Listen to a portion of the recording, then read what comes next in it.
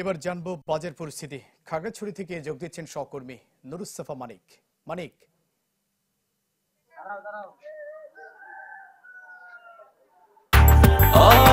Breakfast, tiffin কিংবা snack টাইমে মজাদার আয়োজন মানে অল টাইম ব্রেড।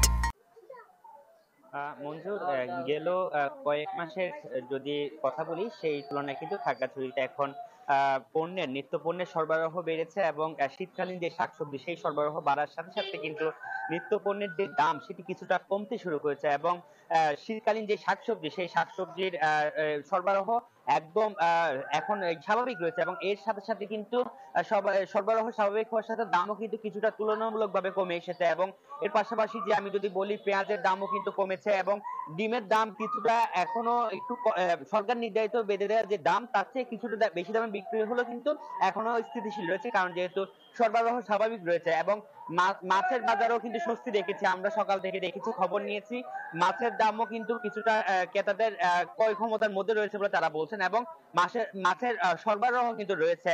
এবং এর পাশাপাশি আজকে যে সাপ্তাহিক রবিবারে এখানে খাগড়াছড়ি যে হাটগুলো রয়েছে সেখানে কিন্তু গরু কিংবা ছাগলের মাংস কাটা বন্ধ হলো, কিন্তু অন্যান্য সময়গুলো তথা সপ্তাহের অন্যান্য দিনগুলোতে কিন্তু সরকার বেঁধে দিয়ে যে দাম সেই দামে কিন্তু এখানে মাংস বিক্রি হচ্ছে এবং স্বাস্থ্য পরীক্ষায় নির্ধারণ করে অর্থাৎ প্রাণী সম্পদ বিভাগ থেকে স্বাস্থ্য নির্ধারণ করে এবং বাজার মনিটরিং এর মাধ্যমে কিন্তু ন্যায্য মূল্যে এখানে কিন্তু যে মাংস সেটি কিন্তু পাওয়া যাচ্ছে। তবে কিছুটা বেশি দাম রয়েছে ব্রয়লারের বাজারে এবং ডিমের দামও কিছুটা সরকার বেঁধে দেওয়া দামের চেয়ে বেশি হলেও কিন্তু অন্যান্য যেসব নিত্য পণ্য রয়েছে, আমি যদি বলি যে পেঁয়াজ, রসুন, তারপর হচ্ছে অন্যান্য যেসব নতুন আলু কিংবা অন্য আলু সেটিও কিন্তু এখন কিছুটা দাম কমতে শুরু করেছে এবং গত মাসের তুলনায় এই মাসে কিন্তু আমরা সরবরাহের পাশাপাশি দামও কিন্তু কিছুটা স্থিতিশীল রয়েছে এবং কমতে আমরা দেখেছি। এটি আমার কাছে খাগড়াছড়ি থেকে বাজার পরিস্থিতির খবরাখবর। জুবাই, মানিক, ধন্যবাদ আপনাকে। দর্শক, খাগড়াছড়ির বাজার পরিস্থিতি জানাচ্ছিলেন সহকর্মী নুরুসফা মানিক।